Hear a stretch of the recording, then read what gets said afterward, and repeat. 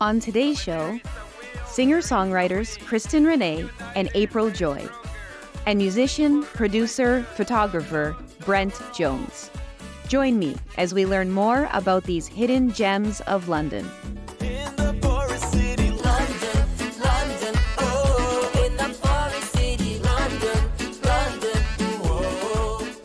Welcome to London's Hidden Talent. I'm your host, Jennifer Martino. Here in London, Ontario, our art and culture scene is thriving, thanks to the fusion of lifelong Londoners and talented artists from around the world who have made this community their home. Together, we will get to know the people who are bringing our stages, galleries, and streets to life. First up, we have singer-songwriters Kristen Renee and April Joy. Kristen Renee comes from a musical family and has been performing both as a solo artist and with family members since she was just 12 years old. Kristen was the winner of the Contemporary Singer-Songwriter category of the 2024 Forest City London Music Awards. She's accompanied today by April Joy, who performs as a solo artist and as a duo with her daughter, Kristen Renee. April Joy has been performing since she was 3 years old when she went on tour with her family's gospel band. You won't want to miss this powerful mother-daughter duo. Thank you, Kristen Renee and April Joy, for joining London's Hidden Talent today. And I have been really impressed with everything I've seen from both of you as solo artists and as a duo out in the community. And we talk about all of the hidden talent we have in London, but it's not through lack of putting yourselves out there that talent can remain hidden. Oftentimes it's just people finding you and how they can connect to your music, but you've both been working very hard for a long time to make sure that people are able to hear your talents. And I think it's such a beautiful thing that you're able to do that as solo artists and as a mother-daughter duo. So I'm really, really happy to be able to talk to you today. Would you like to maybe introduce yourselves and tell me a little bit about your style of music and where you perform? Well, I honestly kind of perform everywhere, from like the London Museum to restaurants and bars and grills to the Palisade to private parties like backyard parties. So it's kind of, there's a lot of variety in where I perform, which I love. It's one of the best parts about the job. But I started music, I suppose, as I wanted pop. That's what I originally wanted to do, was be a pop artist. So I went that direction at first and got 4 singles out of the way doing it that way. It didn't feel 100% right though. I was proud of it, but it just wasn't lighting my fire. So I actually was discovered by a label in 2022. At the time it was Red Brick Country, and they offered me a contract to, work with them. And I said, I dabble in country, but I'm not a country artist. So I almost feel like a bit of an imposter. So they agreed to let me keep my pop side and fuse it with their country side. So I kind of made a little bit of a leap, and now I'm doing country pop, and I'm super content in that realm. And yeah, it's done some good things for me so far. So I recently saw you at Covent Garden Market, and you were playing some well-known country tunes in addition to original music, and there was a little girl standing up and dancing and singing with you, and she kept putting tips and asking her parents for more and more money to be able to keep giving it to you, and she was actually handing it to you instead of putting it out in your guitar case. So I've seen firsthand that your pop country style really resonates with people of all ages. Yes. So I think that you've made the right decision with that. Thank you. Yeah, and I'd like to make a correction because she wasn't discovered. I discovered her when she was 2 and singing alone in her bedroom during nap time and singing along to a song. And at the very end, she was like, oh, she was her own cheerleader. And I was videotaping through the crack of the bedroom door. So yeah, we always joke about her church shoes, her black patent church shoes in her diaper. So she was always running around and tapping and always had the beat and the energy. She just loved it. Well, yeah. And you would know about discovering talent because you've grown up with music your entire life. Yeah. And if I'm not mistaken, you started at 3 years old with your family band? Yep. Our first album was in Nashville, and the Oak Ridge Boys was our studio band at the time. And then years later, I taught music at a school. And because she was mine, I had to bring her with me because rehearsal was before school, but it was supposed to be grade 4 to 12 girls choir. And I literally discovered her there because the older girls would go and hover by her to find their part to do the harmony. And so it was more as a teacher, really, that I saw her talent and her giftings. So yeah, I'm super excited to come alongside and support this because I did sing for years professionally, and then just was raising kids for a lot of time. And I had done some competitions in London, BX93 Country Roads years ago, and or the Battle of the Bar Bands, and the Simcoe Singing Contest. So yeah, added a few of those awards to my resume, but this is my greatest achievement. Yeah. And now you get to play together. Yeah. And you just had a concert at Quiet Earth Farm. Could you tell us a little bit about what it was like and how you came up with that idea? Well, that was our maiden voyage, so it was kind of a one-off, but we were experimenting. As soon as I saw Brent's Barn, I was like, I just had the dream. I was like, I have to make this happen. People spend money on all kinds of things, but I was like, I just have to do this, and I have to do this for us. And it was a huge success, I think. It was a dream come true. It really was.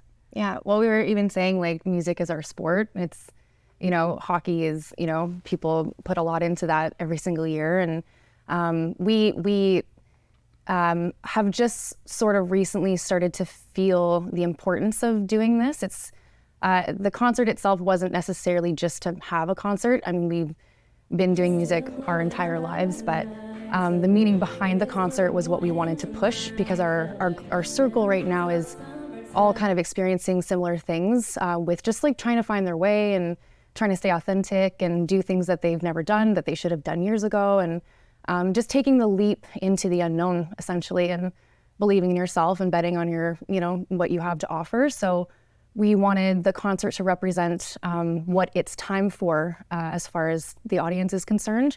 And for us, it was time to say yes and do what we're afraid of and take a risk and just take a chance to bless people with, our talents. And yeah, I wanted to just bring a little encouragement to kick off the summer, because it's just been a little heavy and we wanted to lift some spirits. So, and I think what you say about this being your sport is really interesting, because when we put kids into sports, we tell them that they can be anything that they want to be, and they get that passion for the sport. And when you look at something like hockey, we know that very few hockey players who start as children make it to a level, let's say like the NHL or the OHL.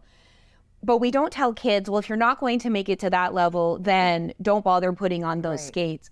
And so I know that since both of you have been part of the music scene since you were really little, and I'm sure you've both had big dreams and continue to have big dreams, how do you balance having to maintain, your day-to-day life and, cover the bills, as you're saying, and also put money into your art? And, you're looking all the time, I know, for paid opportunities to practice your talents and to share that with other people. But what might you say to someone who feels like they have love for singing or for playing guitar or for being a musician or a dancer, but they're not sure if they can make a full-time career out of that? Okay, well, I just want to speak into that because I've always been a part of something bigger. So it was always the men that was driving, the men that was setting up the sound system. I didn't even speak on stage much. I just sang or harmonized. So I was going through a really difficult time, and I felt, this is crazy. I know it's crazy, but I got my inspiration from Nashville, the TV show, and it really kind of stirred the pot for me. And I thought my fears was going out alone and having to drive there, and the technical issues I might run into. And I started to sing for seniors because I figured, they're shut away, they're lonely, they're hurting, they'd be a very forgiving audience. And I just showed up for them. And so, money is part of it, but there's just something about doing what you're good at and sharing that with your community and not really worrying about compensation. Yeah. And that's where I rehearsed I started, because they're so incredibly grateful that you showed up and shared your time, and it just makes a difference in someone's life, right?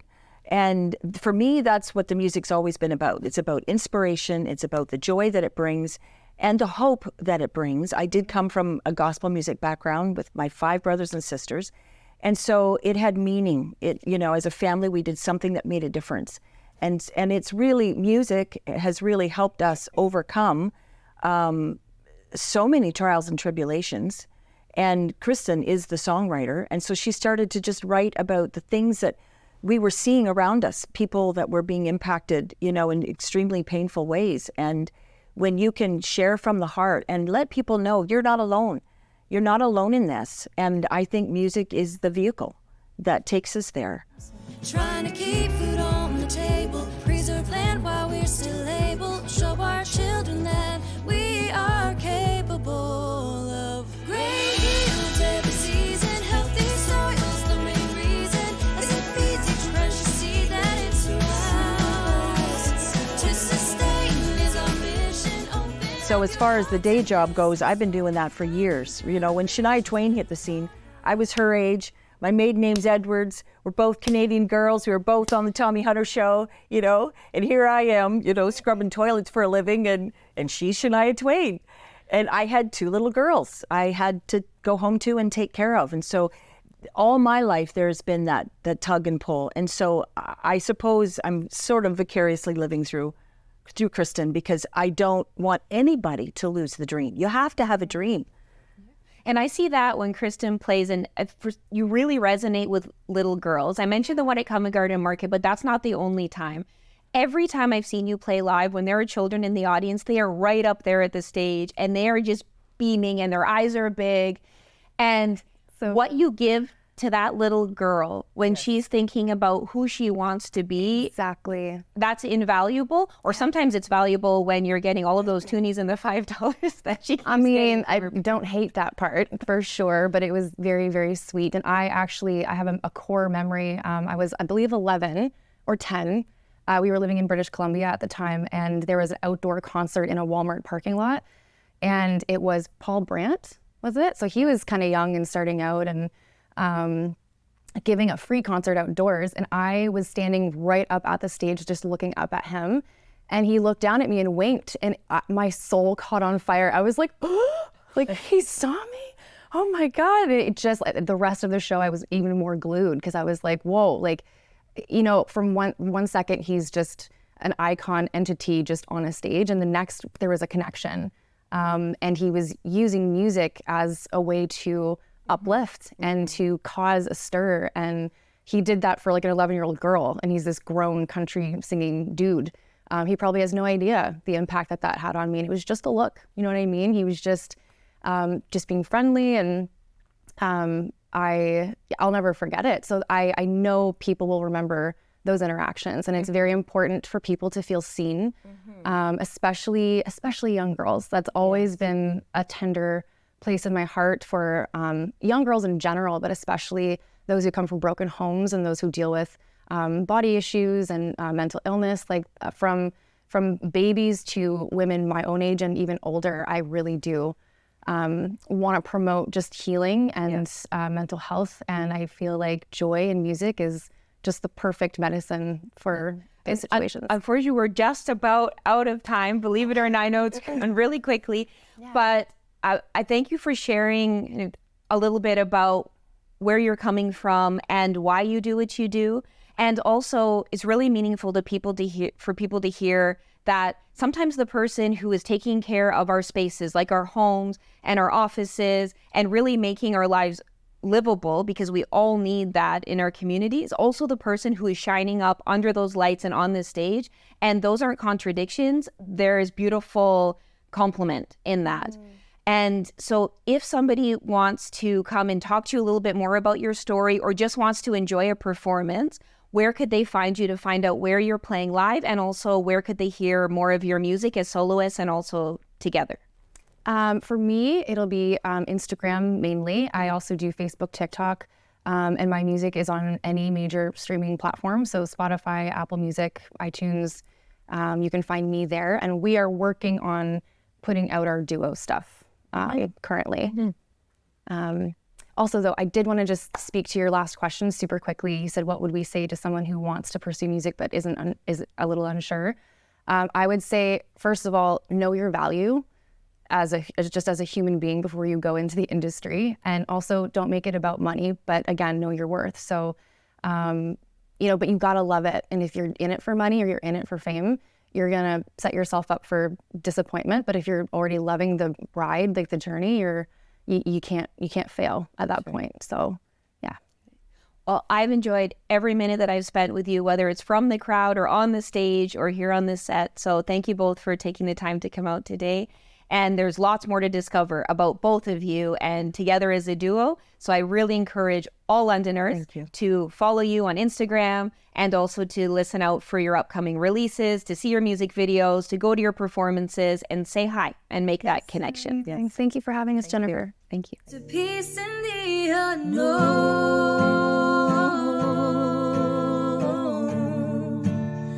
Peace in the unknown.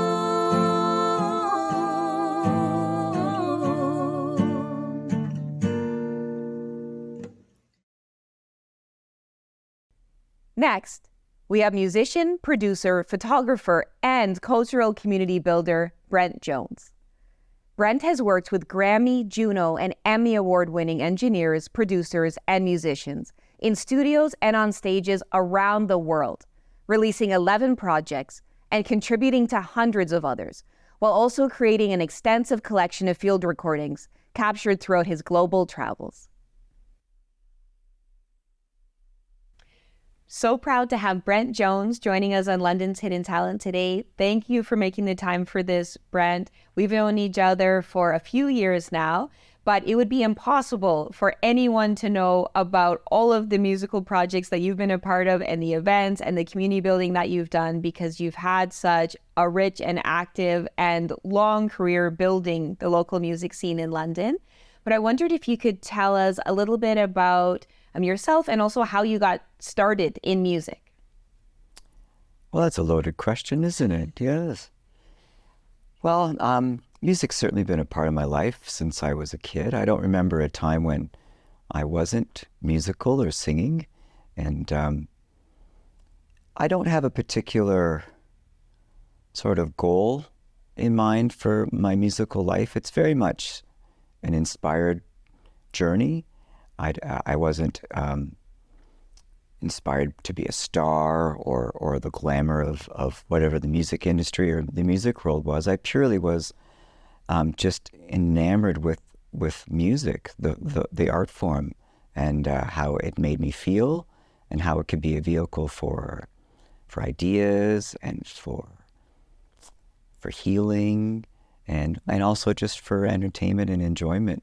So, I learned early to sing on my own. I lived out in the country, out on a farm, so there weren't a lot of distractions.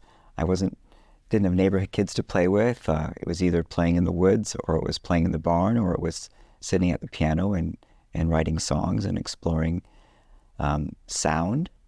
And as I got older, I would when I got my odd jobs, I would be able to buy a little bit of equipment. So even as a young kid, I had, little tape machines that I would start experimenting with sound on, and I just loved it. It was just something that I was drawn towards.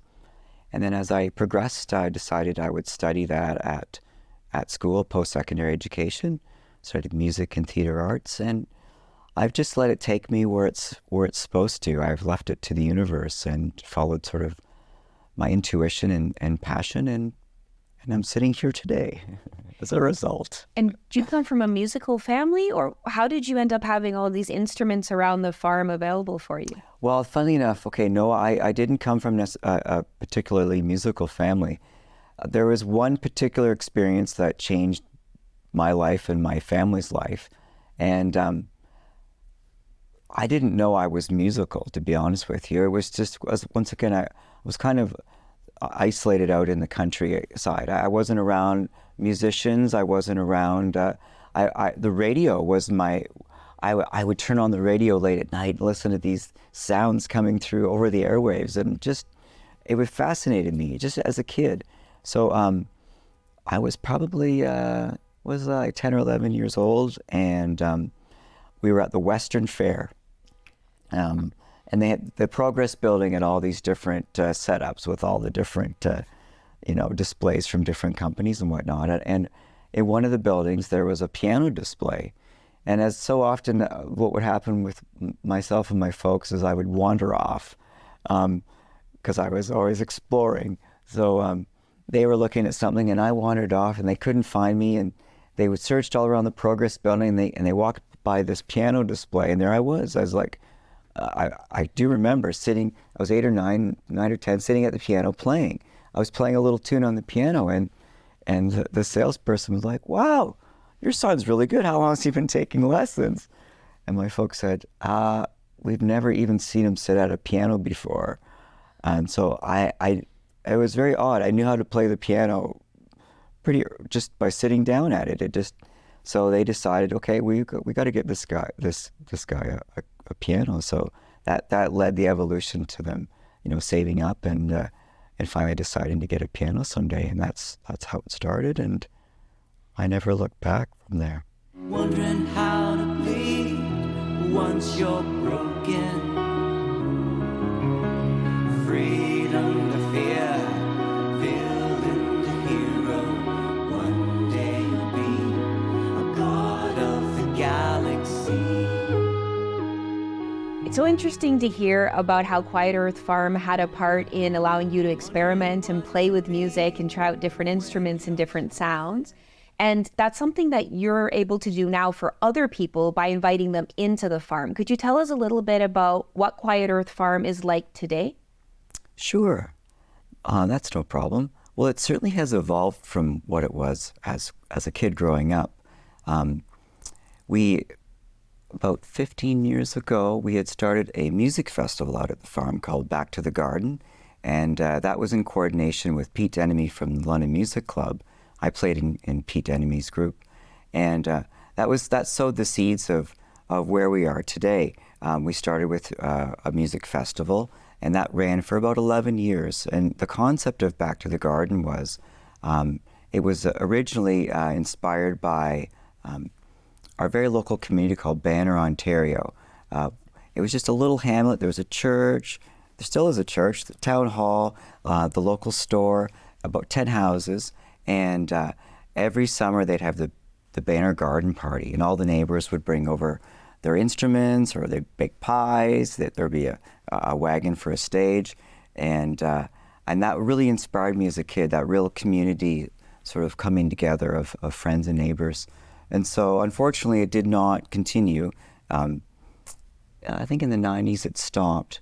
So I wanted to carry the torch for the community, and we started putting on the festival. And in the back of my mind and in my family was what we were going to do with the farm. We realized that we were just stewards of the property, that our role was to care for it, care for the agricultural land, the forest, and also the historical buildings, and leave it better than we found it. So we've spent the last number of years, we've been, over the lifespan, we've planted tens of thousands of trees, we have restored the historical buildings, and we've set it up as a facility that we can offer creative events, cultural events, private events, whether it's a memorial service or a wedding. We do a lot of health and wellness things as well too. This coming weekend, there's a grief retreat that's happening for people that lost their partners, and then the long-term strategy is that the farm is being left as a trust, so that it becomes that I'll never own it. It will be left as to the community. There'll be a board of directors that help facilitate the activities that go on there, but it's left in perpetuity. It will be protected as a natural area, as a historical area, and it will give access to those that don't have access to these types of facilities for the future. So we're really proud of what we're doing. And that's such a generous thing to do, but also it's a recognition that we're only here for a short time. And I know you often talk about being a steward of the land and a caretaker for the time that you're here and wanting to leave something for future generations. And the other thing that you're doing in that agricultural space is planting seeds of creativity and giving people opportunities. I know that you've been bringing in a lot of local artists to help record them. You have your studio on the farm and you've produced various albums.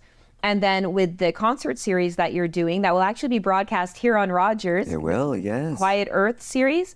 Kristen Renee, who's the last guest on our show with her mom, April Joy. She did the last concert that you filmed very recently. Could you tell us a little bit about what Londoners could look out for in watching that show? Yes. So it's a wonderful opportunity, and it's something that is bringing together a lot of different elements and partners in the community. It originally started, I had the very good fortune, and I have for the last number of years, to work in the UK at Peter Gabriel's Real World Studios. It is, I've recorded a few albums over there and have met some wonderful, wonderful people, and have learned about their community, and they do really take something from the ground up and really create something genuine. So I made some wonderful friends who actually came over last summer and stayed with us, Jennifer Crook and Stuart Bruce, two artists that I had a chance to work with. And they stayed at the farm for a number of weeks, and we were treated to the most wonderful hospitality by the London musical community.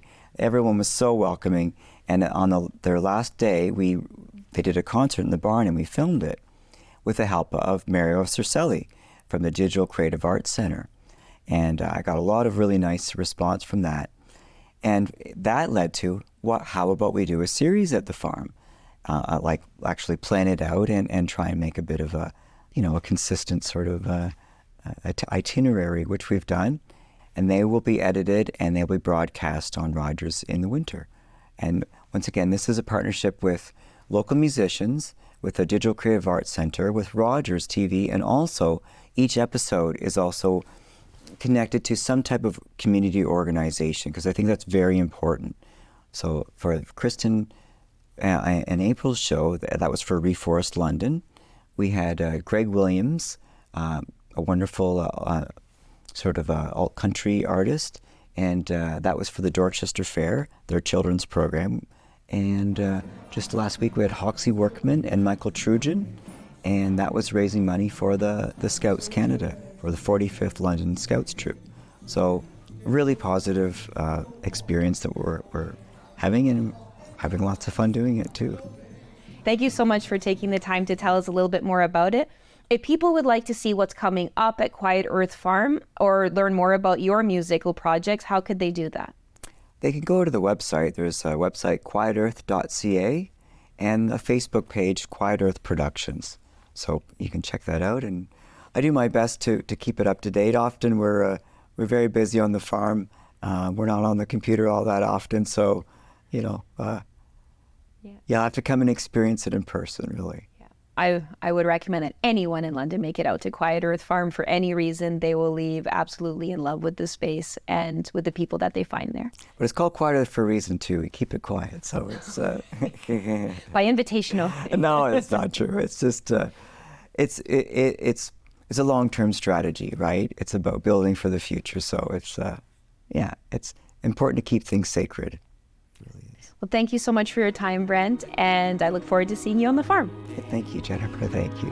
God, clouded or clear, zillion to zero. One day you'll be